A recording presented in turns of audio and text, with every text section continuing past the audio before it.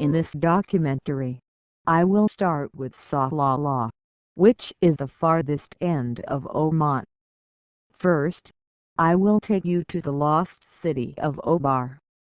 This ruined city is supposedly belong to the tribe of Hayyan and of Ahram's pillars, that is mentioned in the holy book of Quran.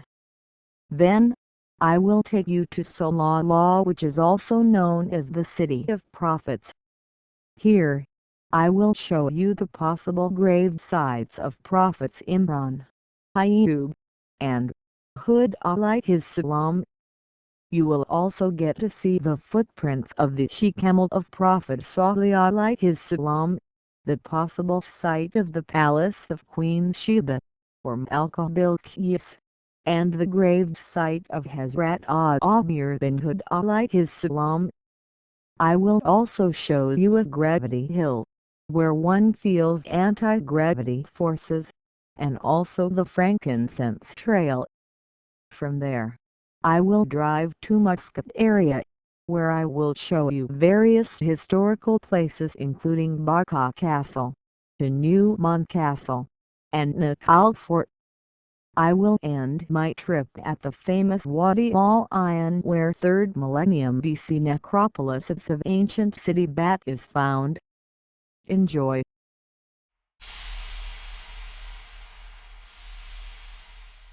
This is Sahara al-Rub, al-Khaliati, the largest sand desert in the world. In Arabic, it means the empty quarter. This part of the desert is also known as Vahabiyya Sand Desert. I wanted to start my Oman trip from the farthest end, Salalah, the City of Prophets. Early in the morning, I was cruising on almost empty and well-paved Highway 39, alongside Al-Hajar Mountain. My car would go to a maximum speed of 120 miles per hour, and that is the speed I was driving at. Sun was peeping out in the desert, and I stopped my car alongside the highway to watch this beautiful scene. Just 80 miles before arriving Salalah, with the help of GPS, I took a right turn, and drove about 10 miles to arrive at the town, Shisar. This ancient city shrouded in mystery is claimed to be the lost city of Obar. Once basking in prosperity, dating back to 5000 BC, the city is believed to have been built by King Shaddad, son of Hayyan, and formed the center of the frankincense trade. Camel caravans once traveled, carrying their precious cargo through the Arabian Peninsula, all the way to Jerusalem. Frankincense was used to be burned during religious ceremonies. Historical stories document the Queen Sheba's offering of this sacred aromatic gum to King Solomon. The people of Shisar believe that they are the direct descendants of the people of Hayyan, preserving to lead a life that has not changed for thousands of years. This place is also known as Kasar-i-Wubar. Pertab, one of the workers there, became my guide. He explained that there is lot more to be dug, but Sultan of Oman did not allow German archaeologists to dig more than what they already have. This location is recognized as a UNESCO World Heritage Site. In the background, you can see the collapsed spring and circular towers. The circular towers used to be 55 feet in height. Springhead used to be 80 feet below the area. I went downstairs, in the newly dug basement, to see the origin of the spring. Nothing was there except foul smell, a few hoses, some junk, and a tube well pumped. Pertab, my guide, told me that until 4 years ago, Sweetwater Spring used to flow with its own pressure. Nowadays, They have built a tube well that forces the water up. That day, even the pump was not running. Looks like this spring has dried up. It may get active again during the rainy season. The discovery of Obar in the early 1990s, which was only mentioned in oral stories of Bedouins, awoke great interest and curiosity. Right from the moment remains started to be unearthed, it was understood that this ruined city belonged to Ad and of Aram's pillars mentioned in the Holy Book of Quran, because among the structures unearthed were the towers particularly referred to in the Holy Quran.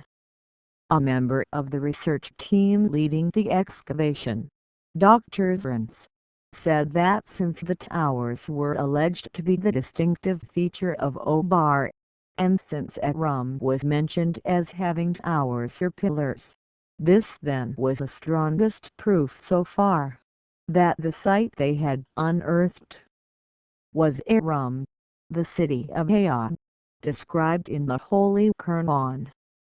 The Quran mentions Aram in chapter Al-Fajr 89, verses 6 to 8. Have you not seen how your Lord dealt with the people of Ad, of Aram, the men of tall pillars, the like of whom were never created in the lands? The Prophet Hud ﷺ was sent as an envoy to Ad, and told the people that he was a trustworthy envoy sent to them by Allah, called on them to fear him, and to avoid his wrath. He warned them to serve only Allah, or else Allah would punish them. Despite all his exhortations, however, the deviant people of Ad opposed the Prophet ﷺ, and refused to follow the path he had set out for them. Their ugly behavior toward his message is reported in these verses. And to Ad, we sent their brother Hud. He said, O my people, worship Allah. You have no God other than him. You are nothing but fabricators. O my people, I ask you no reward for it. My reward is only on the one who created me. Do you, then, not understand? O my people, seek forgiveness from your Lord, then turn to him in repentance, and he will release the heavens pouring upon you, and will add strength to your strength, and do not turn away like sinners. Al-Quran, chapter 11, verses 50 to 53. Such was the tribe of Ad who rejected the signs of their Lord, disobeyed their messengers and followed the dictates of every obstinate tyrant. The curse was made to pursue them in this world and on the day of judgment. Lo! The people of Ad disbelieved their Lord. Lo! Ruined were Ad, the people of Hud. Al-Quran, chapter 11, verses 59 to 60. The people of Ad rejected their prophet. So how was my torment and my warnings? Al-Quran, chapter 54, verse 18. As for Ad, they showed arrogance in the land with no right to do so, and said, Who is stronger than us in power? Did they not see that Allah, who created them, is stronger than them in power? And they used to reject our signs. Al-Quran, chapter 41, verse 15. And recall the brother of the nation of Ad, when he warned his people at the long, curved sand dunes, while many warners have passed before him, and after him with the same message, saying, Do not worship anyone except Allah. Surely I fear for you the punishment of a terrible day. They said, Have you come to make us deviate from our gods? So bring us that with which you are threatening us, if you are truthful. Al-Quran, chapter 46, verses 21 to 22 has revealed in these verses, Allah punished the people of Ad, who failed to heed the prophethood alayhis salam's call, like every other people who failed to comply with religious moral values, and Allah inflicted losses on them in this world and in the hereafter. The Quran reveals that the destruction of the people of Ad came in the form of a sandstorm that burst their eardrums. The verses tell us that this sandstorm lasted 7 whole nights and 8 entire days. That He imposed on them for 7 nights and 8 consecutive days, so you could see them thrown on the ground, as if they were trunks of hollow palm trees. Al-Quran, chapter 69, verse 7, and completely destroyed Ad.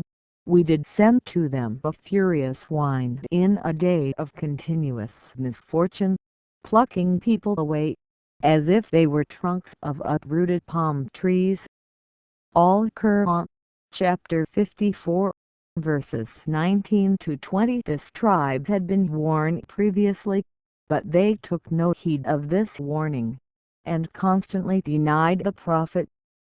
So heedless were they, that even when destruction was heading their way, still they persisted in their denial. This, too, is revealed in the Quran. So, then they saw it as a cloud proceeding towards their valleys. They said, "This is a cloud that will bring us rain." Note, it is the very thing you ask to hasten up the wind, in which there is a painful punishment. Al-Quran, chapter 46, verse 24. As the remains of Obar also shows, the storm piled tons of sand over the city, and buried the inhabitants alive.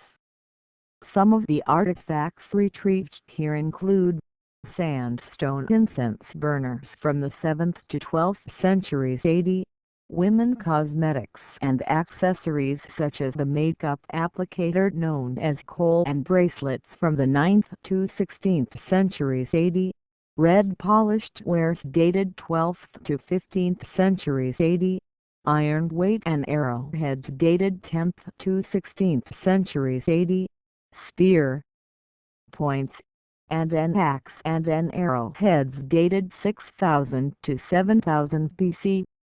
Since the excavation of this site, a lot of debate is out there if this is really the lost city of Obar. Are these the ruins of what Lawrence of Arabia once referred to as the Atlantis of the Sands? Some claimed that this is just one of many ancient stops or forts along the frankincense trail, but not actually the famed city of Arum. Jurisprudence, one of the original archaeologists, basically admits to this fact in an interview noted with him years later. You be the judge. Only Allah knows the best.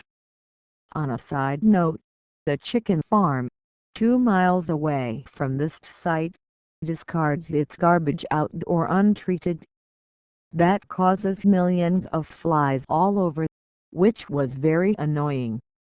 I have never seen so many flies in my life at one place. It was time to move on to Salalah. I still had several hours, therefore instead of going to my hotel, I decided to go past Salalah, and drove another 25 miles to Al-Mughsal Beach. This is one of the top attractions in Salalah. The beaches in Salalah and surrounding coastline are very rough, and Mughsal is no exception. Where it is unique is that the waves crash through naturally formed blowholes in the limestone formations, and spurt up water plumes with a thundering noise, up to 25 feet in the air. If you are brave enough, you should take a picture right next to the water jet spurting through the blowholes. but you will most likely get completely wet. There is also a coffee shop in Mug Sail Beach along with viewing platforms with spectacular views of the beautiful and rugged coastline.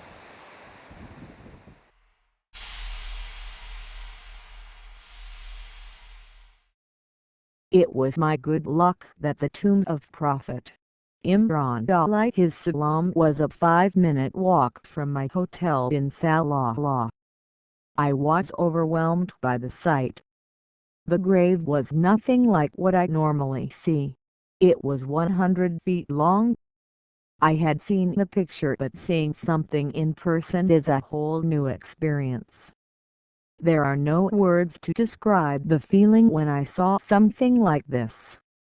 I mean, a sinner like me is standing inside the tomb of a prophet, after whom there is a whole chapter in Quran, chapter 3, Surah Al-Imran, or the family of Imran. He is mentioned by name at 3 places in the Holy Quran as well. I like to quote a couple of verses from chapter Al-Imran. Remember, when the wife of Imran said, "O my Lord, I have vowed to you what? The child that is in my womb to be dedicated for your services. So accept this from me.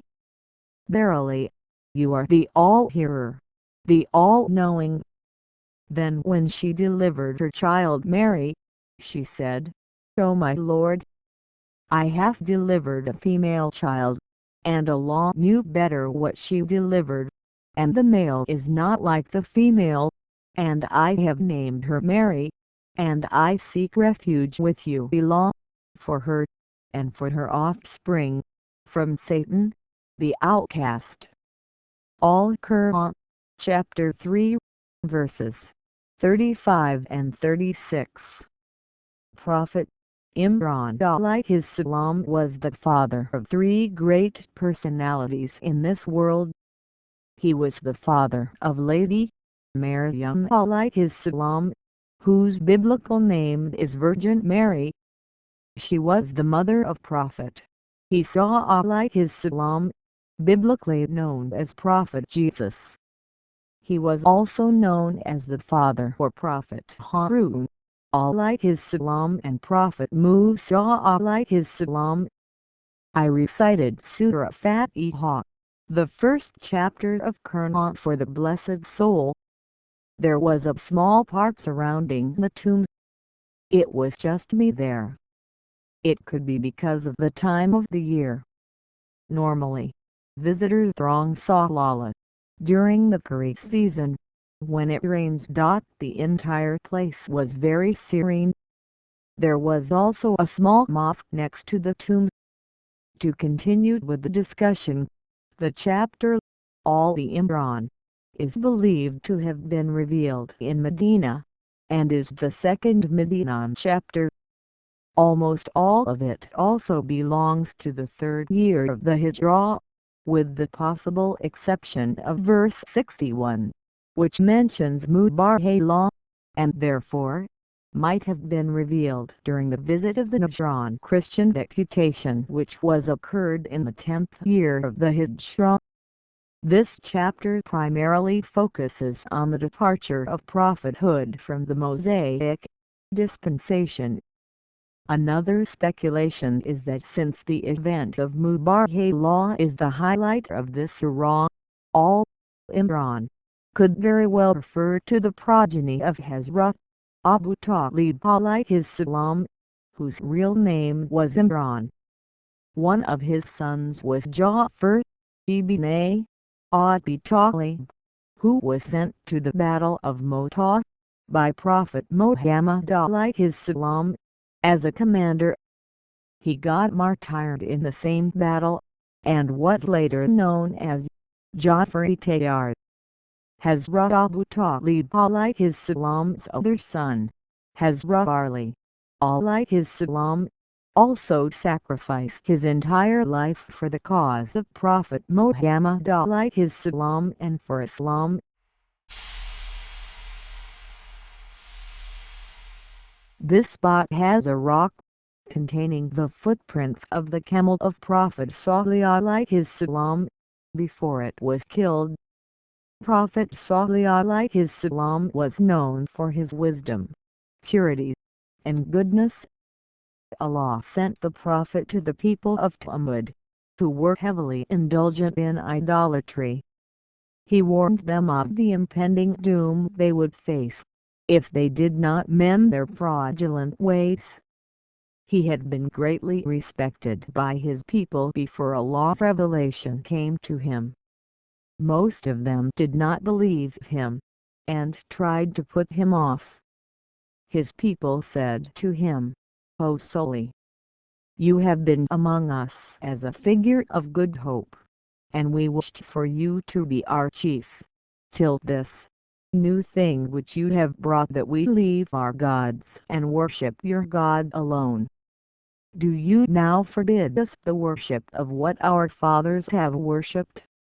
But we are really in grave doubt as to that which you invite us to, monotheism." Al-Quran, chapter 11, verse 62.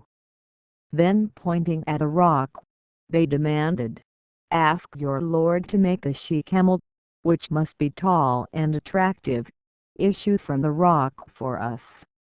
Prophet replied, "Look now. If Allah sends you what you have requested, just as you have described, will you believe in that which I have come to you with, and have faith in the message I have been sent with?" They answered, "Yes." So after taking a vow from them on this, he prayed to Allah the Almighty to grant their request. Allah ordered the distant rock to split asunder, to bring forth a great she-camel with a baby.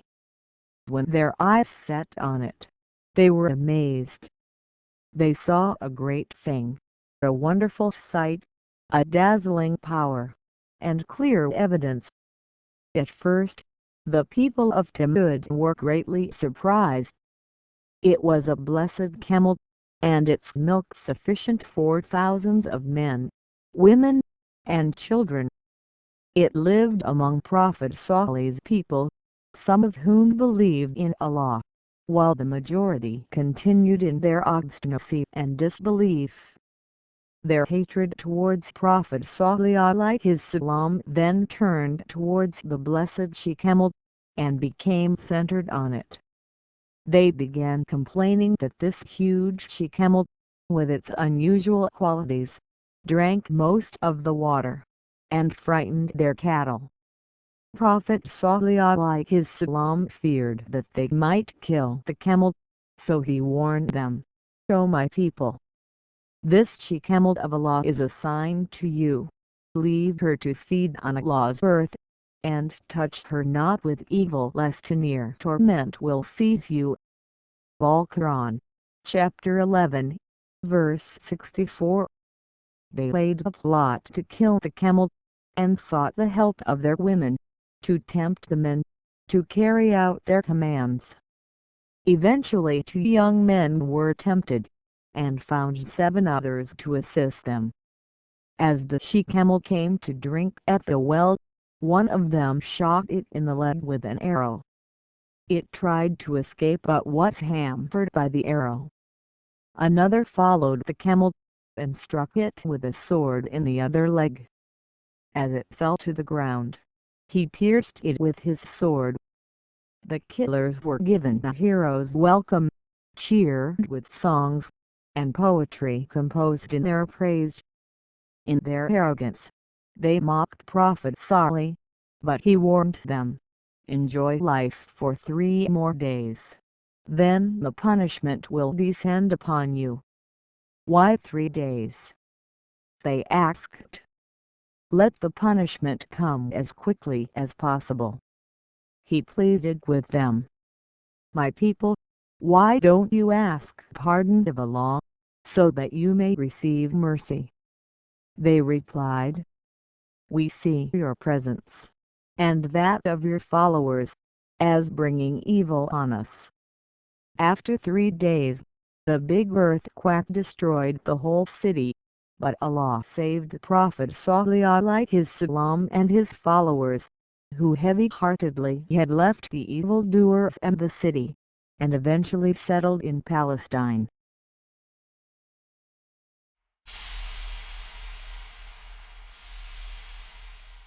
I had to drive for 1 hour from Salalah, through gorgeous scenes of Salalah's famous frankincense trees, to the top of an imposing mountain known as Jabal Bakara, or Jabal A18. The winding drive to Mausoleum on a good asphalt road was excellent, and I got to see how locals live in their old mountain houses made of stones. I would see camels roam around freely every now and then, and the trees lined the roads in patches. Finally, I arrived at the tomb site of Prophet Ayyub ﷺ. Several graceful ships of the desert were roaming outside the mosque as well. They would look at me, while swishing their tails, and fluttering their eyelashes, and then would get busy trying to eat figs and leaves from high up on the trees. This mountain is 500 feet above the sea level. You can see the whole city of Salalah and the ocean from up here. After going through the main gate of the mosque, I had to go through the beautiful garden that was full of flowers. The air was so fresh with the smell of flowers, and I felt so serene. This site is considered a sacred place by Muslims and Christians, and people of both faiths come here to pay respect to the Prophet. There was no one in the mosque, and after praying, I had more than enough time to make a video of inside. In the Muslim world, there are two names that come up immediately when the word patience is mentioned.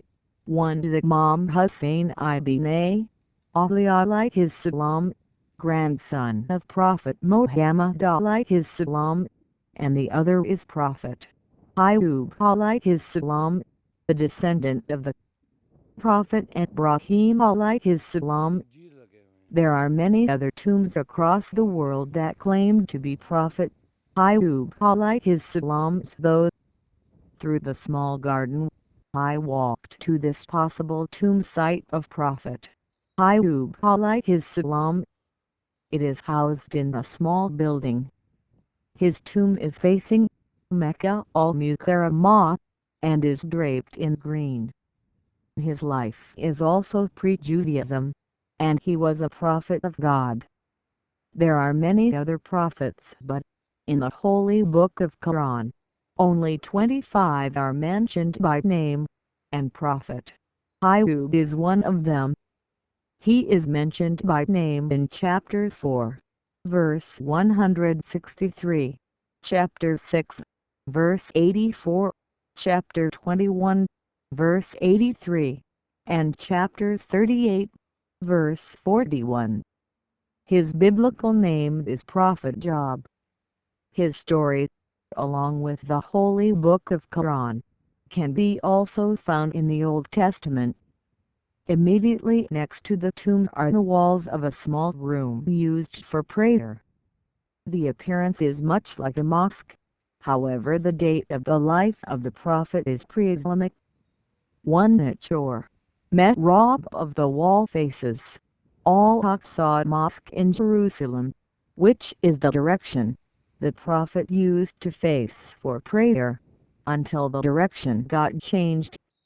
The other mihrab of the wall faces Mecca al-Mukarramah, which is the direction that is used to face for prayers by Muslims. In this pit, Prophet Ayyub ﷺ's footprint is visible. God instructed Prophet Ayyub ﷺ to place his foot in this particular spot. When doing so, a small hole in the ground opened up, and from within the ground, an outpouring of water occurred right next to his foot. That small hole is visible to the left of the footprint. but water no longer flows from the hole. From there, I started going downhill to go to the water source that fed that hole. The spring is located 1 mile downhill. The surrounding hilly area has a lot of balsam plants grown wild, and up here, it was very windy. I took the new route where steps have been constructed for the convenience of the public to reach to this curing water. There are many roof-rest shelters all along the route. Prophet Ayub alayhi salam used to be a very rich man who lived righteously. In his infinite wisdom, God decided to test his steadfastness of faith in plenty and in deprivation. Thieves attacked his big farm, killed many of his servants, and ran away with his cattle. After some time, the roof of his house gave in, resulting in the death of many of his family members. A few years later, the skin disease caused ulcers over all his body, and the maggots would eat his rotting flesh. His friends and family abandoned him. Even his wife, under the influence of Satan, left him. He washed and caressed his wounds, and fed him with whatever he could gather. Town people forced him out into the wilderness. The series of painful trials did not shake him in his belief in the benevolence of God. He exhibited his contentment over the trials of life, and with whatever meager provisions he had. His condition spanned for over 15 years, and then God decided to end his test. God asked him to take bath in the water, and he got cured. It was dusk time, and to thank God, he was able to complete 3 rakats. God recorded this great act of prophet, and was very pleased of his thanking in such a great way. This is the reason Muslims have 3 rakats in Maghrib prayers, which is in the remembrance of Prophet Ayub alayhi salam, on his great thankfulness to God. This added greater strength to the faith of the believers. The patience and perseverance of Prophet Ayub alayhi salam in the face of all suffering is proverbial, and the best example for people of all times. According to the Book of Job, God restored his prosperity to even better condition, and blessed him with 7 sons and 3 daughters, named Emilma, which means dove, Kezia, which means cinnamon, and Karen Hapach, meaning horn of eye makeup. His daughters were said to be the most beautiful women in the land. Job lived for 140 years, and saw his for generations.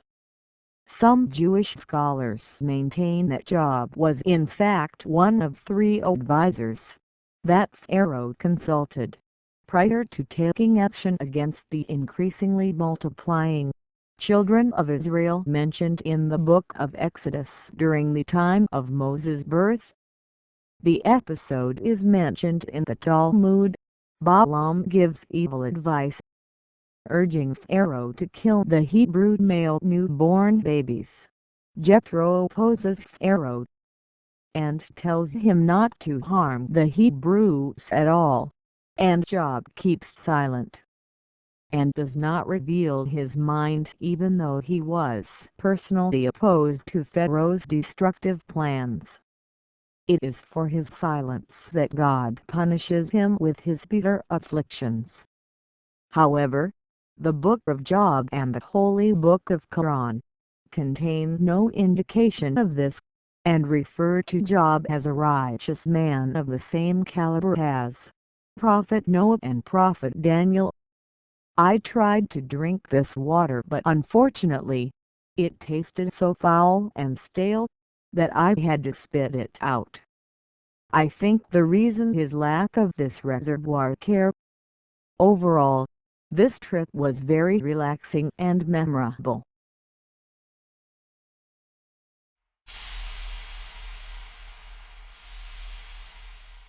This tomb is said to be that of Prophet Hud alayhi salam. It is located 30 miles north of Salalah. When I arrived there, no one was there, including any caretaker. I opened the door up and entered the site. Hud alayhi salam is a prophet in Islam, and has been mentioned 7 times in the Holy Book of Quran. The 11th chapter of the Holy Quran, Hud, is named after him. Prophet Hud has sometimes been identified with Eber, an ancestor of the Israelite who is mentioned in the Old Testament. In some traditions, he is called Heber, and known as the father of the Hebrew language.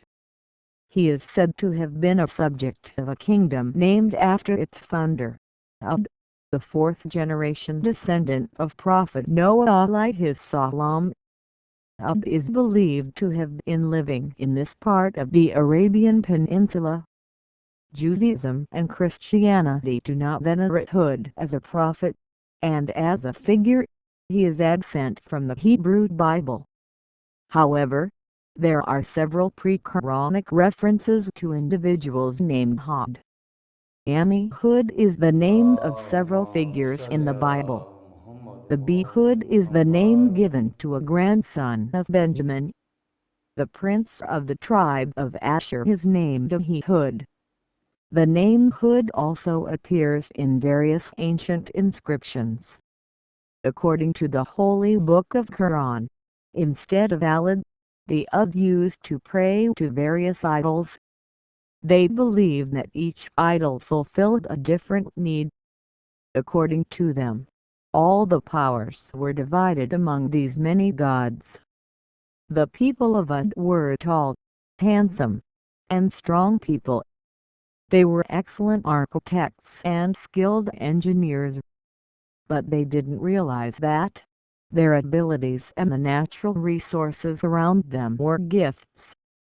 Allah chose one man from among them to be a prophet. This man was named Prophet Hud alayhi salam, who tried to teach the people that there is only one God, and that everything is from him. Prophet Hud alayhi salam told them again and again to stop worshipping their idols. He warned them about Allah's punishment to those who disobeyed him, and especially for those who worshipped false gods. He told them, "O my people, I am not asking for reward from you.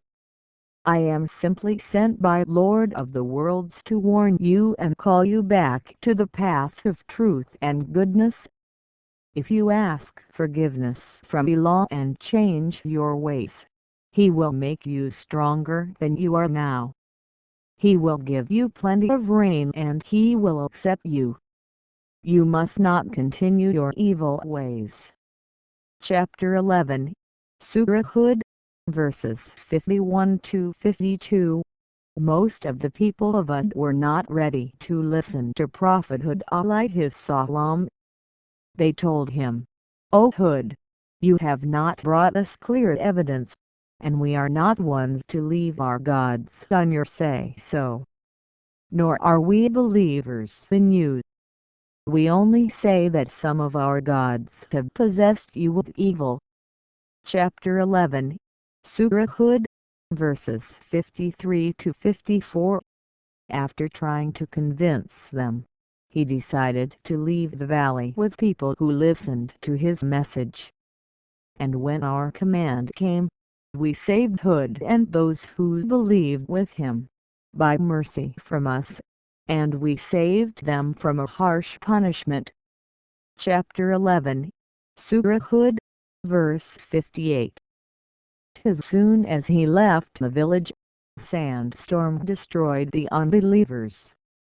Several sites, including this one, are revered as the tomb of Prophet Hud alayhi salam. The most noted site, Qabr Nabi Hud, is located in the coastal region of Yemen and is about 250 miles southwest from this location. Only God knows the best.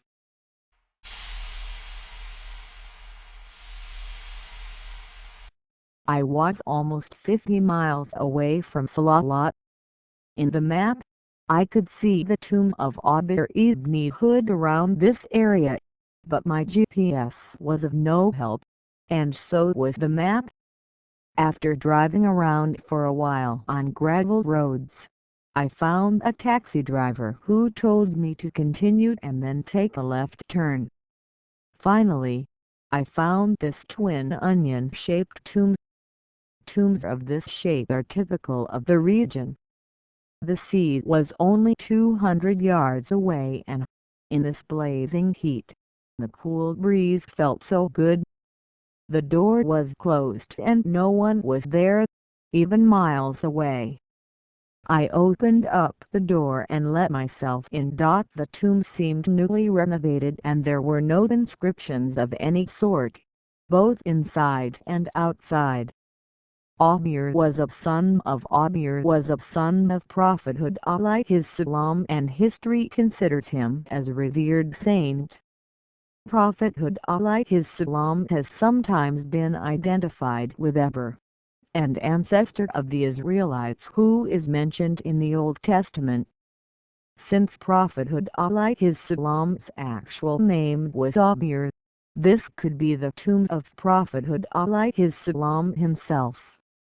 Only Allah knows the best. After reciting Surah Al-Fatiha,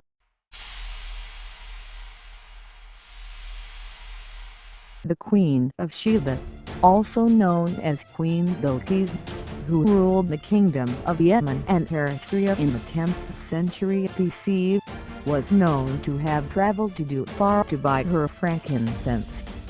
This palace is supposed to be her summer palace.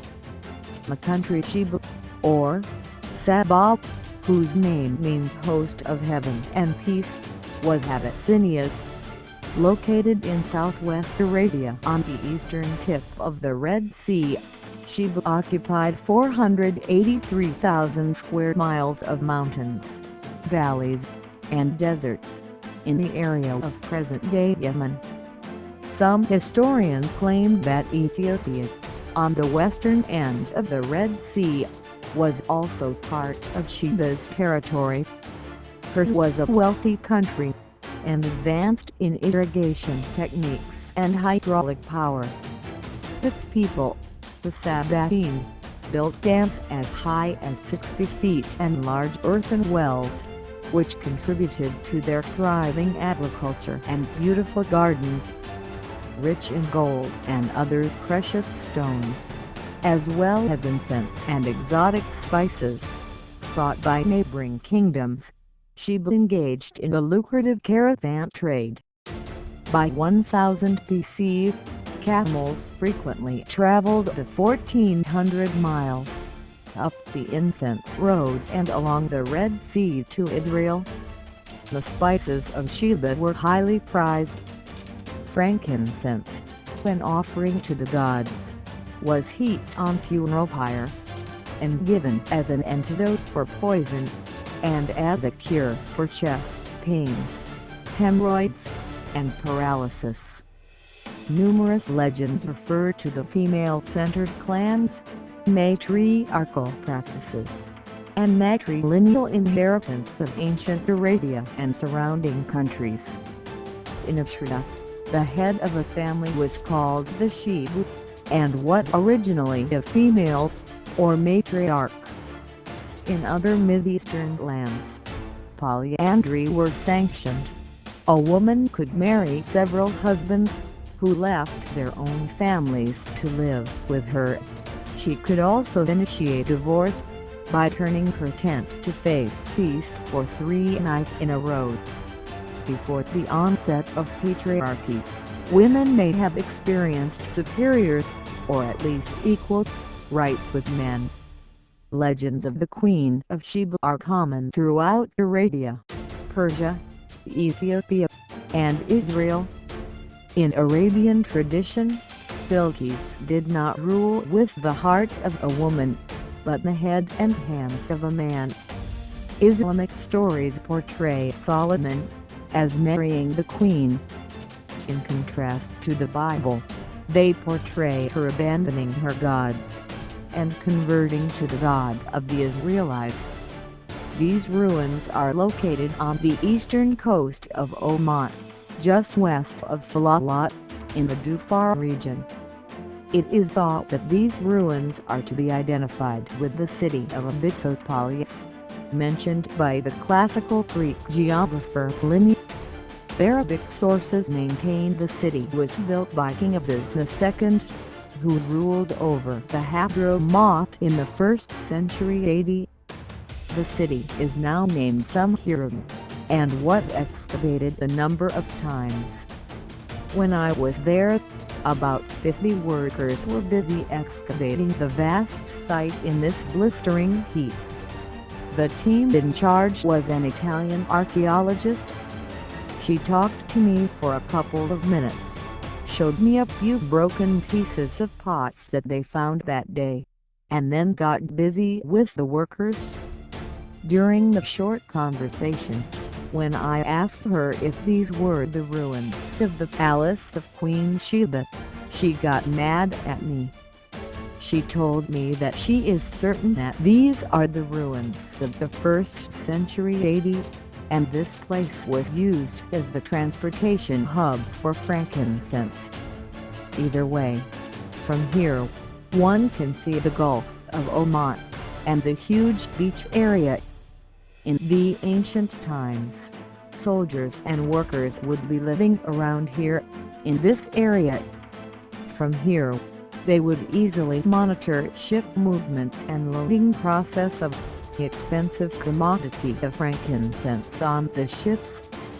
It must be over 100 degrees Fahrenheit, and workers had to work without any shade. In Oman, Urdu is the second language and almost everyone understands it.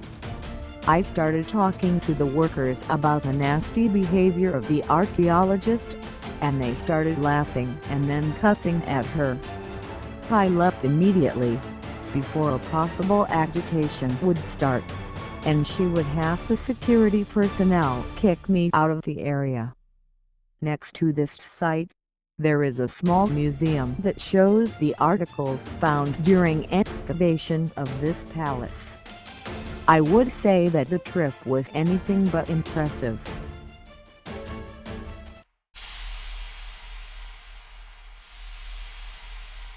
I had never been to a gravity hill in my life before. When I found out that there is one nearby, I drove up there. I would put my car in neutral and the car would go uphill. As it would speed up, I would put the brakes on. It would stop. As it would stop completely, I would release the brakes and the car would start moving uphill. On the other hand, it will not go downhill. I would speed it downhill and would put my car in the neutral. It would stop. What a gravity law-defying fact that I felt. According to science, Gravity Hill is a place where a slight downhill slope appears to be an uphill slope due to the layout of the surrounding land, creating the optical illusion that a car left out of gear will roll uphill. These sites are often accompanied by claims that magnetic or even supernatural forces are at work. The most important factor contributing to the illusion is a completely or mostly obstructed horizon. Without a horizon, judging the slope of a surface is difficult as a reliable reference is missing. Objects one would normally assume to be more or less perpendicular to the ground, such as trees, may actually be leaning, offsetting the visual reference. There are 57 known such sites around the world, and are often simply referred to as Gravity Hill or Magnetic Hill.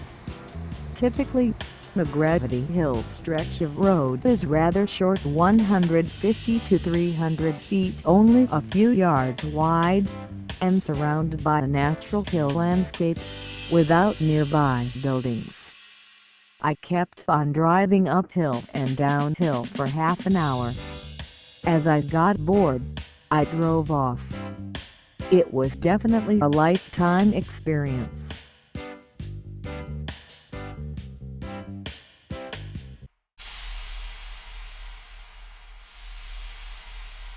Frankincense is an aromatic resin obtained from the trees. It has a lemony, musky odor.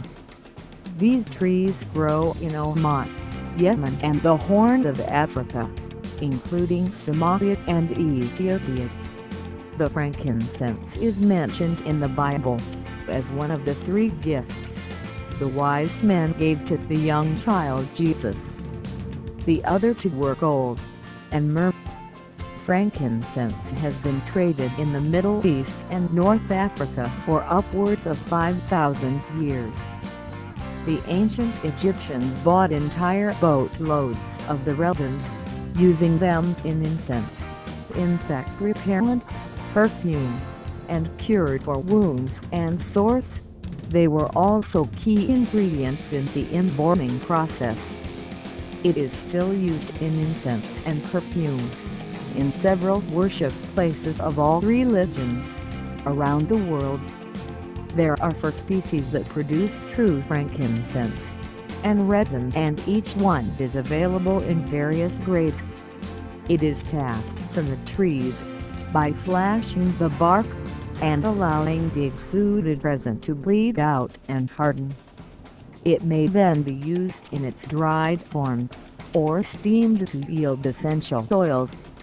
Differences in soil and climate create even more diversity of the resin, even within the same species. These trees are considered unusual for their ability to grow in environments so unforgiving that they sometimes grow out of solid rock. This growth prevents it from being ripped from the rock during violent storms that frequent this region. The trees start producing resin when they are about 8 to 10 years old. Tapping is done 2 to 3 times a year, with the final taps producing the best tears due to their higher aromatic content. Then the resin is hand sorted for quality. The highest quality frankincense is silvery and clear, or with a slight green tinge. Brown-yellow frankincense is the most readily available and the cheapest type. The grades depend on the time of harvesting as well. Each year, up to about 7 pounds of resin can be tapped from an individual tree. After about 5 years of tapping, management techniques suggest that the tree should be rested for a similar period in order to maximize future yields. In East African, Arabian, and Indian cultures, it is believed that burning frankincense daily in the house brings good health. It is also used in traditional medicines around the world.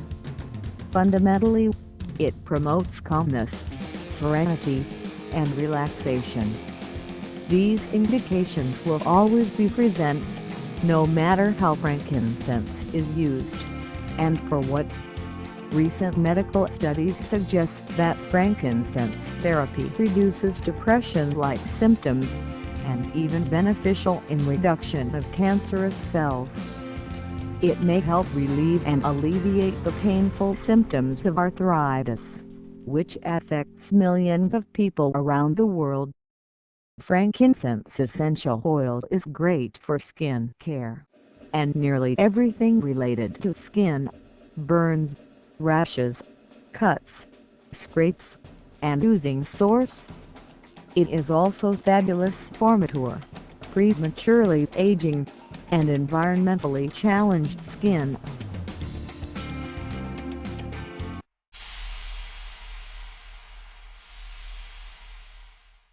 While in Muscat, the manager of the hotel I was staying in offered me to take me around the town. I gladly accepted his offer. Nader Asafan also took along his brother. It was getting dark when we arrived in the beautiful port city of Matra.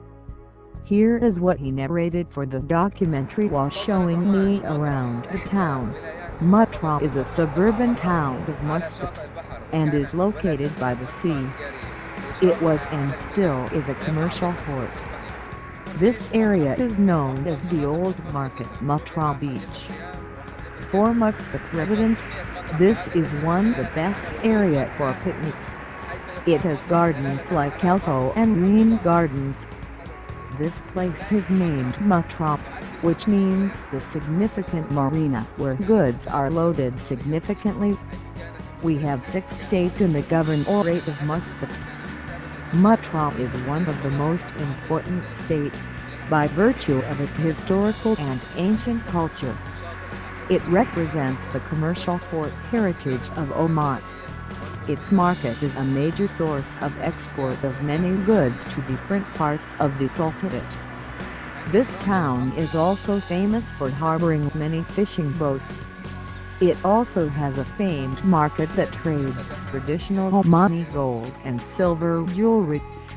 This is Al Alam Palace, which is one of the palaces of Sultan Qaboos bin Said.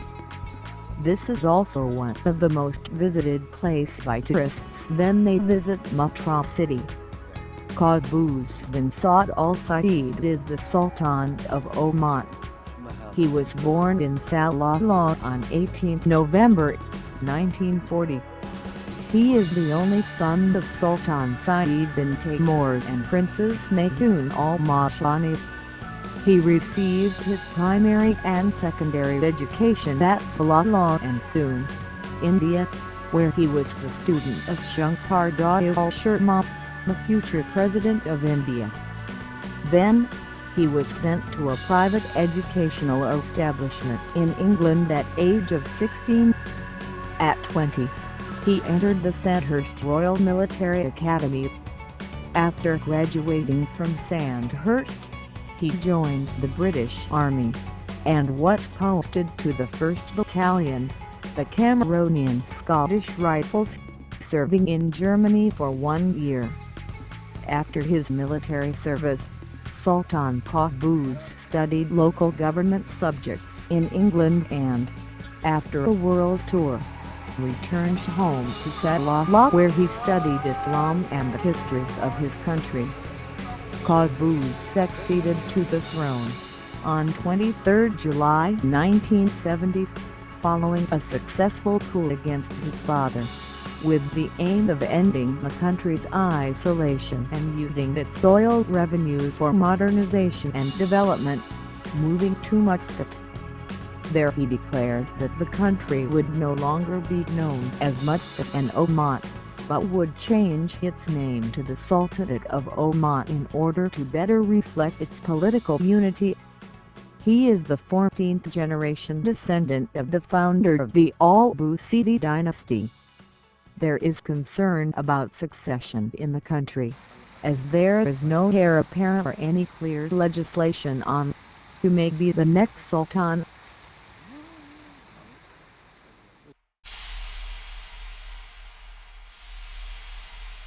I started driving on Muscat Sohar Dubai Coastal Highway, and after 50 miles, stopped at the shores of Baltinat Coast, on the shores of the Gulf of Oman. This is a beautiful sandy beach, with calm waves, and a perfect place to chill. In this hot weather, wine was feeling so nice. In the nearby fish souk, you can see the fishermen with their catch of the day. I strolled on the beach for 10 minutes and then drove off to the nearby major landmark. This is Barkat Castle, located on a few hundred meters from the shore. Barkat Fort is perhaps the most impressive of Oman's massive sand fortresses, where an inscription highlights the name of Ahmad bin Said, the first Imam of the Al Busaid dynasty, and winner of what became Oman's final victory over the Persians. The castle, like several other landmarks in Oman, is free to enter, and there is no charge for taking photographs as well. Lots of information boards, in English and in Arabic, are available inside castle, which gives the tourists almost all the necessary information. At the mezzanine floor of Barkat Castle, a well and a mosque can be found. In the first floor, bedrooms, kitchen, stores, couple of wells, and an escape route can be found. This floor also features a unique octagonal tower, with two restored watchtowers at the rear, which were once part of the defensive town wall. At the roof floor, imams' private rooms, and few lookout stations can be found. The castle has not been furnished, but you can wander around the prisons and prayer rooms and marvel at its size. Lots of cannons and cannonballs are exhibited in the octagonal tower. 3 excavated cannon dug out the cannon are also displayed. The construction of this castle is among the many achievements of the political and economic renaissance that took place in Oman during 1624 to 1741. During the 18th century, this was one of the most important towns of the region. In 1747, the Persian garrison, then occupying the fort, was invited to a banquet, and following a pre-arranged signal, many of them were slaughtered. Survivors were put in a boat, which was then put to sea and set afire, ending the Persian presence in Oman. Unusually, the fort is made of stone, and not mud brick, and was well fortified by cannon in its heyday, serving as a residence and a rest house for distinguished travelers. This castle continued to be used as such until a few decades ago. It was restored in 1986, and is currently used by the local wali, or governor of the region. Bullfighting is also held in the area, but it's not the bloody sport. Great Brahman bulls are set nose to nose, in a push and shove, that supposedly hurts neither party. This traditional game of bull butting takes place near the Barkat Fort every second Friday in winter. Barkat is also famous for its halwa, a unique traditionally made Omani confection that, severed with small shots of Omani coffee, is an essential part of the hospitality on formal occasions.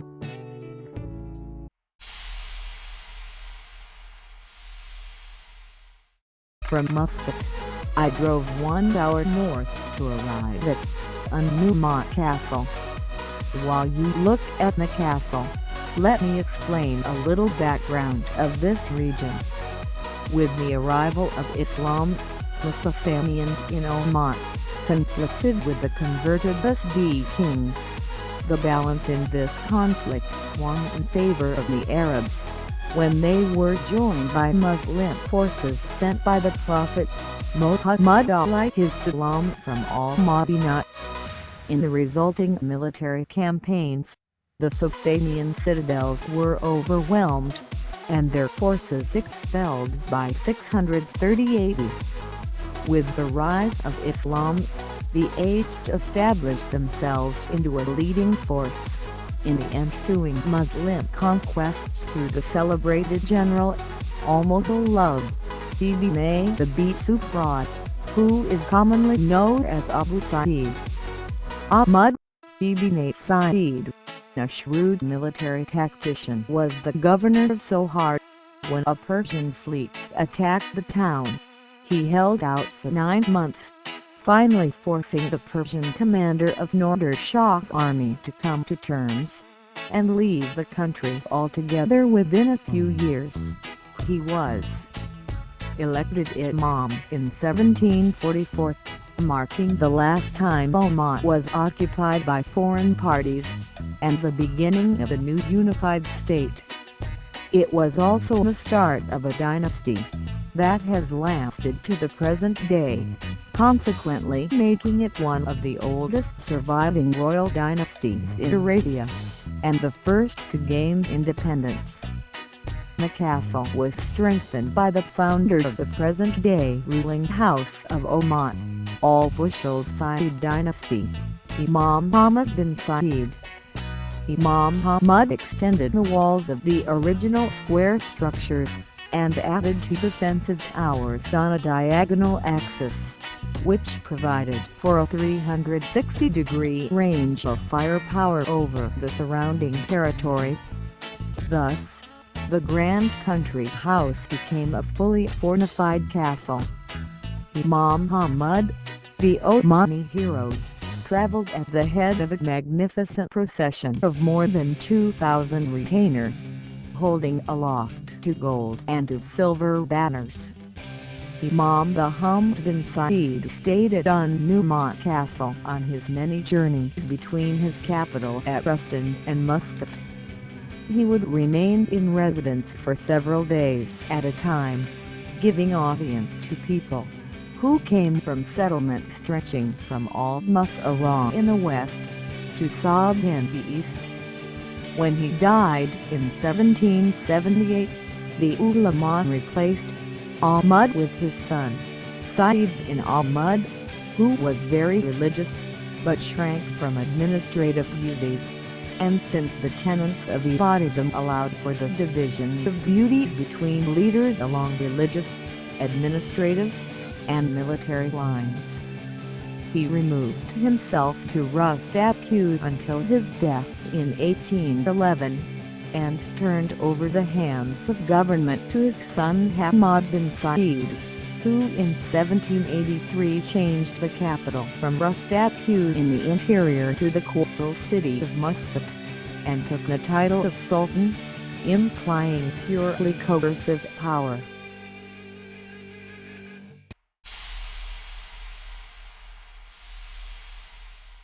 Nikil Fort is one of the most prominent historical monuments, and a large fortification in the Al-Batina region of Oman. In Arabic, it is called Qala Nikil. Nikil, in Arabic, means palm. Nikil boasts one of the largest date palm plantations in Oman. The surrounding palm trees really add to the beauty of the fort. The fort is named after the wilayah of Nikil. The fort, also known as Hussein al-Haim, was named after the state of Nikil, where it exists above the old village of Nikil. It has a history which dates back to the pre-Islamic period. Over the centuries, it underwent many renovations and improvements.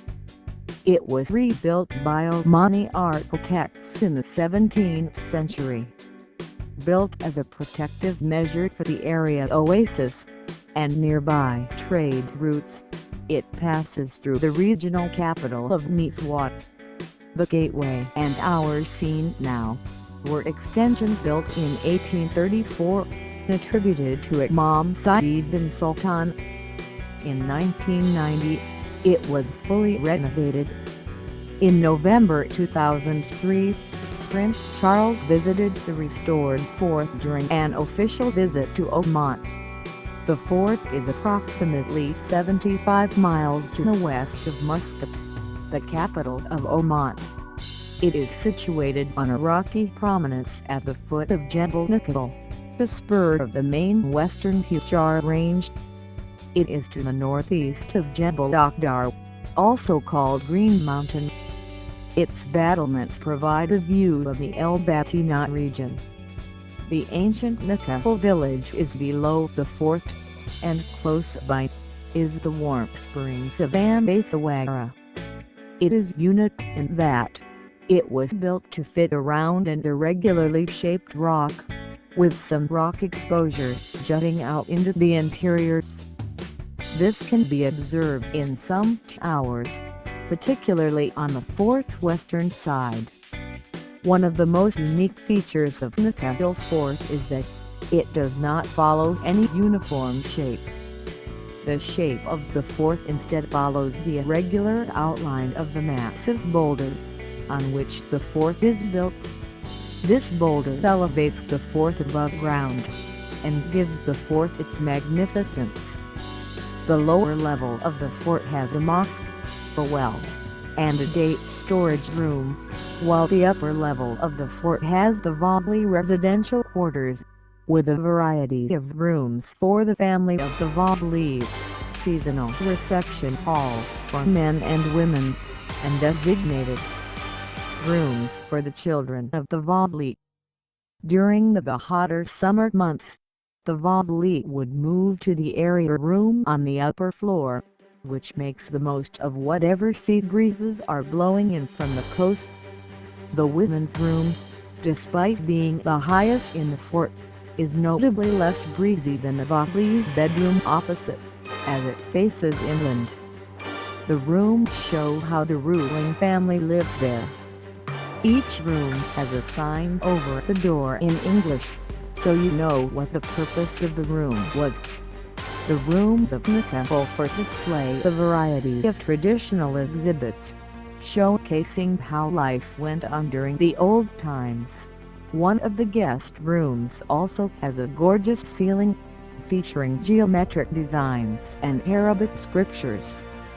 Living room and bedrooms had minimal furniture, such as rugs, pillows, and some artwork, and cooking vessels in the kitchen. There are quite a few steps to reach different levels. The fort houses a museum, operated by the Ministry of Tourism, with exhibits of historic guns. The weekly Friday goat auction market takes place within the precincts of the fort. During recent renovations, the fort has been fitted with traditional furniture, handicrafts, and historic artifacts. The rampart walls offer fascinating examples of Islamic architecture, impressive for the scale and harmony of design, while sensitive restoration work has made the fort's inner sanctum a treat as well. The Kuril Fort is without a doubt the most significant fort in the whole of Al-Batinat region that is open to the public at the moment. About 10 minutes from the fort, one can find the hot springs, Al-Thawara. There is a bathing area and valley. The spring is generally very crowded, so it's best to go on an off day.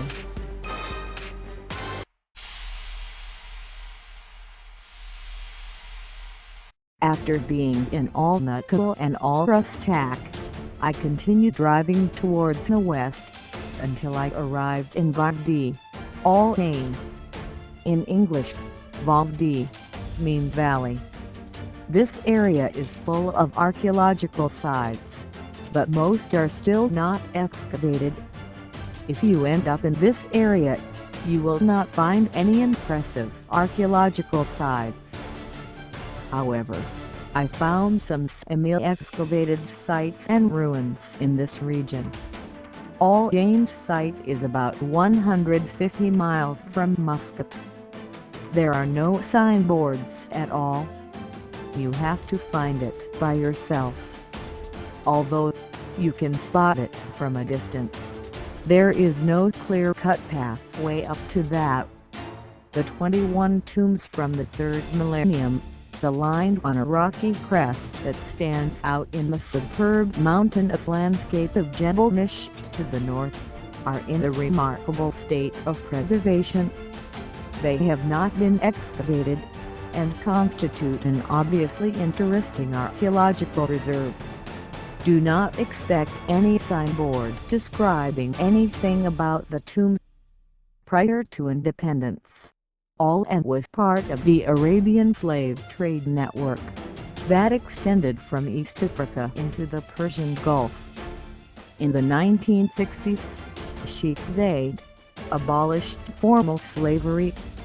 Today some families in both Al-Ain and Al-Buraimi are descended from these slaves. The zone encompassing the settlement and necropolis of Sabat is the most complete. and best-known site of the 3rd millennium BC.